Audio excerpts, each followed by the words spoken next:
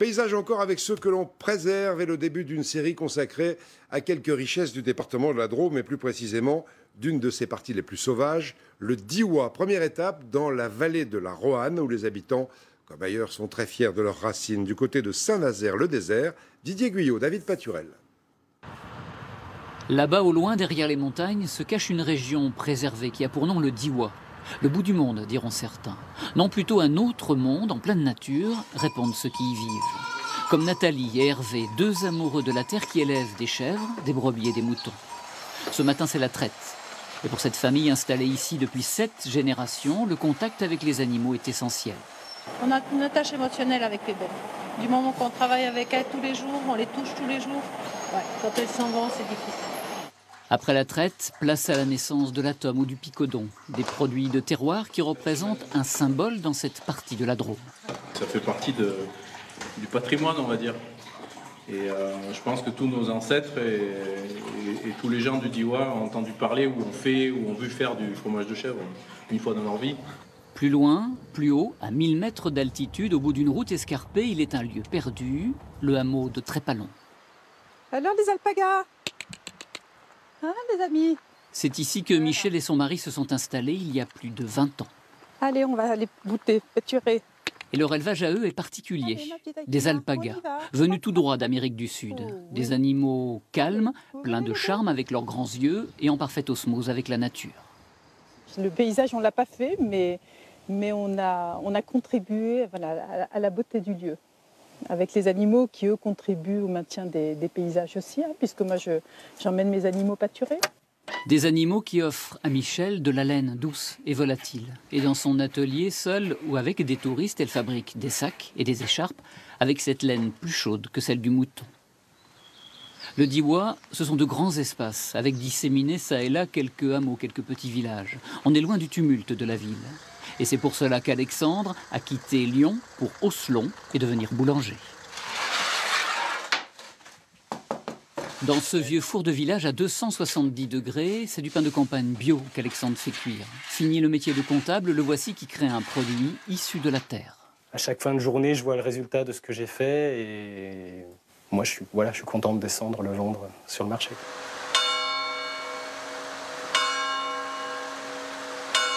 Il est midi, à Saint-Nazaire-le-Désert, la sortie de l'école, direction la cantine, l'auberge du village. Et c'est Jaco, le patron des lieux, que les enfants acclament. Au menu, gratin de ravioles et brochettes de poulet préparées par Tania. Là, ils vont se régaler, les brochettes, c'est super. Les brochettes, ça se mange avec les doigts. Des enfants qui mangent à l'auberge, une école toujours ouverte, des commerces, autant de symboles de vie dans ce village actif. Tania et Jaco viennent du Loiret et un jour ils ont posé leurs valises. Ici on est sous une bulle et on profite de tout, de la nature, des gens qui sont adorables, ils sont ouverts, ils sont accueillants, c'est un bonheur de vivre ici, c'est un régal. Voilà, pour rien au monde on partirait d'ici. Dans quelques instants, retour à l'école. Et ce soir, pour tous les enfants, un grand bol d'air dans cette nature ouverte et généreuse. La nature, on va encore en profiter avec la deuxième étape de notre série consacrée à une zone assez sauvage du département de la Drôme qui s'appelle le Diois. Aujourd'hui, un village superbe, un village médiéval entouré d'un beau vignoble à Châtillon en Diois. Caroline Dieudonné, Jean-Éric Gay. Au pied des plateaux du Vercors, on reconnaît le village de Châtillon en Diois à ses 3 clochers. Les remparts ont été détruits au XVIe siècle, mais la ville a conservé ses ruelles voûtées que l'on appelle des viols en franco-provençal, un mot dérivé du latin via, la voie. Les viols, il y en a tout le tour du village. Et ce sont des petites rues, puisque Châtillon est sur 2 plateaux, hein, le vieux village et en bas la grande rue qui traverse le village de part en part, mais qui est beaucoup plus récente. Ça relie un peu tout ça. Des viols qui mènent à des placettes cachées. Les habitants se disent privilégiés. Le village, il est plaisant quand même, hein. Il est beau. Ah bah oui, les maisons, tout ça, c'est pittoresque, hein, il n'y a pas à le dire. Je ne m'ennuie pas, vous voyez. La sociabilité du lieu, parce qu'on peut pas se déplacer sans rencontrer et échanger. Échanger, partager, c'est la passion de Kiki, commerçant depuis 20 ans sur la place du village. Plus de muscat que de clairette, quand même. D'accord. Ensemble. Ça marche. Voilà. On va vous en prendre une alors. Voilà. Deux 2 bouteilles. Et ben voilà, mademoiselle a dit 2 bouteilles, c'est bien. Il n'hésite pas à surprendre les touristes de passage en les emmenant dans sa cave goûter quelques spécialités. J'ai un livre d'or qui dort à la cave et tout le monde signe de sa signature. Tout le monde est vedette chez moi. Il y a des petites choses à découvrir, on va goûter celui-là. Puis on va repartir avec une clairette. Pour le souvenir, on va dire. Les vignobles de Châtillon s'étendent sur quelques dizaines d'hectares. Jérôme exploite ces terres en altitude, un vin de caractère soumis au climat changeant. C'est un tout petit vignoble qui fait quasiment partie des plus petits de France et des plus hauts, puisqu'on arrive à avoir des vignes jusqu'à 650 mètres d'altitude. C'est-à-dire qu'on peut avoir de 20 à 30 degrés de différence entre le jour et la nuit. On est sur les contreforts sud du Vercors. Le massif du Vercors, entre l'Isère et la Drôme, avec ses falaises, ses forêts et ses rivières, attire de nombreux randonneurs qui traversent Châtillon. On est en vacances pour quelques jours, donc on fait de la randonnée à pied ou à vélo. On était venus un peu pour ça. Et puis les gens sont très sympathiques.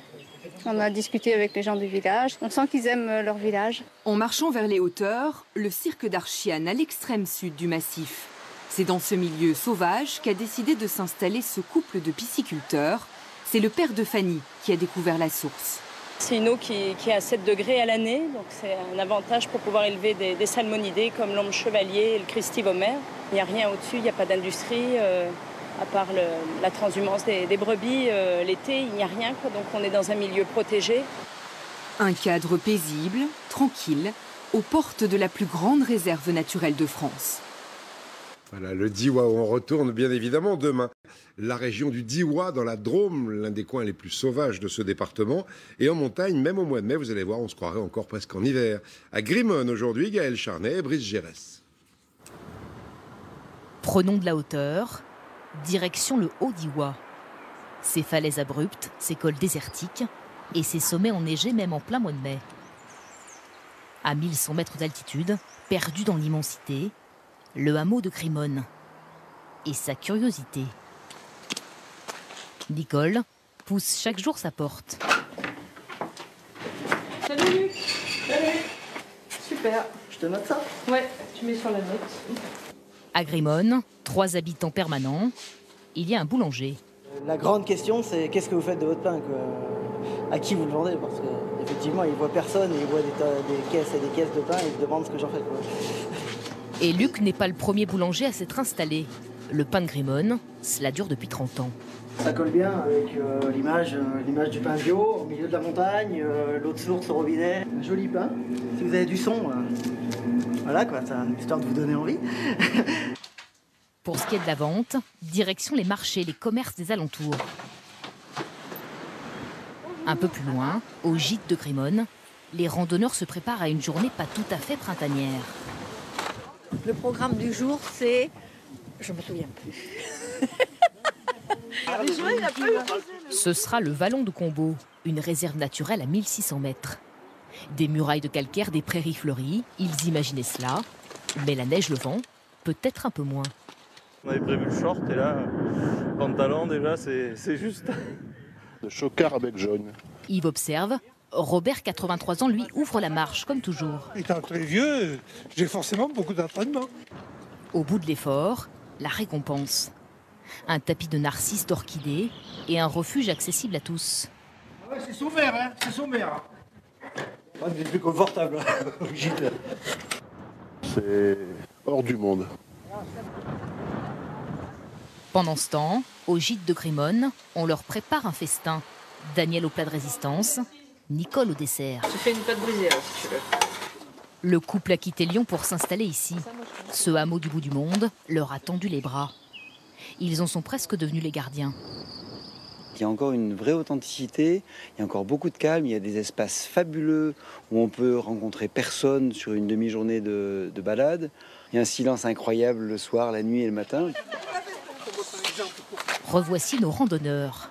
12 km dans les jambes et affamés. Ouh, ça sent bon ici, ça. Ouais. Un petit peu chaud, mais c'est mieux comme ça. Oui, mais non, 5 heures de décalage. On va passer 2 jours, mais on n'oubliera pas, je pense. On n'oubliera pas cet endroit. C'est sûr, ils n'oublieront pas ce coin de paradis, à l'écart du monde, où le printemps n'est pas encore tout à fait arrivé. Très bel endroit, le Diois, on y retourne demain. La suite à présent de notre série consacrée à une partie très jolie et la plus sauvage du département de la Drôme, le Diois où nous nous promenons depuis lundi. Aujourd'hui, un village qui attire beaucoup de touristes au pied d'un énorme éboulement de montagne qui s'est produit il y a 500 ans à Luc en Diois. Christophe Buisine et David Paturel. Le temps s'égrène lentement à Luc en Diois, au cœur d'une nature authentique, on vit simplement au rythme des saisons. Éleveur, Damien Mathieu se prépare à la prochaine montée en alpage. La transhumance de ses 500 brebis aura lieu début juin. Tino, viens là. Très bien. La tonte terminée, c'est maintenant l'heure de marquer les bêtes. Il faut qu'elles aillent en alpage pour manger de l'herbe plus fraîche et être plus au frais aussi.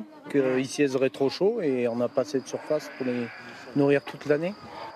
Même s'il ne subsiste pas de vestiges, l'histoire de ce village remonte à l'époque gallo-romaine. Luc avait même le statut de capitale. Mais aujourd'hui, ce qui fait la fierté des 460 habitants, c'est le fameux agneau du Diois. On le cuisine pour les fêtes ou tout simplement entre copines, comme ces 3 jeunes retraités. Donc on a mis de l'ail, comme d'habitude, ouais. Tu en piques encore quelques-uns. Une fois dorés mais toujours tendres à point, c'est avec leurs maris, Carlette, Morissette et Fabienne, partagent le gigot. J'avais une grand-mère charcutière et une grand-mère restaurant, voilà. Alors je suis un peu née dans les marmites, quoi. De toute petite. C'est sur les hauteurs de Luc en Diois que Marie Chastel a choisi d'installer son atelier. Elle grave le calcaire de la Drôme directement dans la stèle. Originaire de Suisse, elle est tombée amoureuse de ces paysages sauvages, notamment du Claps, un éboulement de la montagne à la sortie du village. J'ai cette chance d'avoir cette montagne qui s'est en partie écroulée et qui fait voir une dalle magnifique. Donc c'est vraiment une invitation pour un graveur. Tous les matins, je me retrouve face à une pierre qui me dit on va pousser la porte de ton atelier. Aujourd'hui, le Claps est un lieu prisé des sportifs. Les touristes s'y baignent en été, mais toute l'année, on y pratique l'escalade ou le VTT. Comme Pierre-Emmanuel, le voisin de Marie, lui élève des vaches et c'est à vélo qu'il va d'un champ à un autre. Ah la bouillonne. Allez. Ses passions, ce sont les sports de plein air qu'il pratique quotidiennement et l'histoire de ce lieu qu'il aime partager. C'est en 1442, donc un pan de la montagne s'est éboulé, donc là-haut, des rochers énormes sont tombés, se sont répartis de chaque côté d'un éperon rocheux et ont formé un grand lac qui est au-dessus là-bas, qui faisait plus de 300 hectares. Et donc il y a des moines qui ont creusé le tunnel sous la Drôme pour faire évacuer les marécages qui étaient existants là-haut. Retour au centre du village. Le temps semble encore figé, mais pour les Lucois, c'est presque un art de vivre. Les richesses du Diois dans la Drôme, on y retourne avec bonheur demain. Par la dernière étape d'une très jolie découverte de la zone la plus sauvage du département de la Drôme, le Diois. Aujourd'hui, un petit village perché qui ressemble, vous allez voir, à une carte postale. Un village qui se bat pour continuer à vivre à Saint-Benoît, Didier Guyot, Frédéric Marchand. C'est son plaisir à lui, rouler au volant de sa Hotchkiss de 1930 sur les routes sinueuses qui entourent son village. Jean-Louis Baudouin est ainsi un passionné qui ne veut pas que l'histoire disparaisse. Il est né ici à Saint-Benoît, sur cet éperon rocheux, un village semblable à un tableau. Allez, ça va Léopold? Allez. On compte 39 habitants, des anciens vivant ici depuis des générations et des nouveaux venus qui ont fui la ville. Bonjour Jean-Louis. Bonjour, tu vas bien? Oui, et toi? C'est le choix de la tranquillité et puis de la beauté du lieu. En même temps, ici en été, il fait très chaud. Il y a la rivière à 300 mètres. C'est vraiment un choix de vie. Certaines maisons encore debout datent du XVIIe siècle. Fort heureusement, elles ont été rénovées. Le site, d'ailleurs, a été classé. Et depuis quelque temps, un projet a été initié. Installer dans cette ancienne bâtisse une épicerie ou un bistrot de pays. Le toit est en train de tomber, c'est tout mouillé à l'intérieur. Eh bien, il faudra tout refaire. Mais non, ça ne peut pas mourir un village parce qu'il y a toute une histoire derrière. Il y a des gens qui ont vécu, qui l'ont construit. Regardez cette église, ces murs, ces maisons, tout ça, ça a été construit. Il y a des gens qui l'ont fait, il y a des gens qui ont sué pour faire ça. Eh bien, conservons-le. Allez, il faudra retirer un petit peu la tête parce que... Evelyne et Marc Burneau ont quitté la Haute-Savoie pour un coup de cœur ici. Ils ont dit adieu à leur appartement à Annecy et ont acheté une vieille maison. À eux désormais de connaître la joie du jardinage et de la randonnée dans un décor sauvage. On peut faire cette superbe montagne qui s'appelle les Balcons de la Roanne. C'est vraiment une balade géniale. De l'autre côté, il y a différentes montagnes. L'aiguille qui est là-bas, là derrière les sapins, c'est une très jolie balade qu'on fait là-bas en 3 heures. Enfin, on peut faire plein de jolies balades dans le coin. En prenant la voiture, on a les Trois Becs pas très loin, on a le Glandas et le Vercors à portée de chaussures. Donc pour des gens amoureux de la montagne comme nous, c'était génial. Puis il y a ce cadre aussi. Et il y a la montagne, et puis l'ambiance midi, puis l'ambiance village. Il y a 30 ans, Saint-Benoît était entouré de lavande. Les vignes ont remplacé tout cela. Éric Baudouin surveille ces raisins de muscat qui donneront naissance à la fameuse clairette et qu'il fera goûter aux touristes qui viennent nombreux ici. Ils viennent chercher un peu l'authentique, je pense qu'ils ont pas partout, quoi. C'est sûr, quand on arrive de la plaine et qu'on arrive sur la montée de ces montagnes, ça interroge, quoi. Il y a des gens qui arrivent à vivre ici, oui. Il y a des gens qui aiment leur terre, qui aiment leur campagne, qui sont restés ou revenus. Avant de quitter le village, Jean-Louis Baudouin tient à nous emmener là-haut à l'emplacement de l'ancien château, en osmose avec la vallée et le vent. Quand j'étais jeune, eh ben là on y courait là. C'est tout l'ensemble qui me plaît, c'est ce village qui est petit mais qui est magnifique dans son bâti, qui est sa disposition. Départ de Saint-Benoît, un village loin de la ville et du bruit, un village préservé, comme l'ensemble du Diois. Voilà, encore un exemple de cette France si belle qu'on vous montre tous les jours depuis 25 ans et une belle série sur le Diois de notre bureau de Lyon.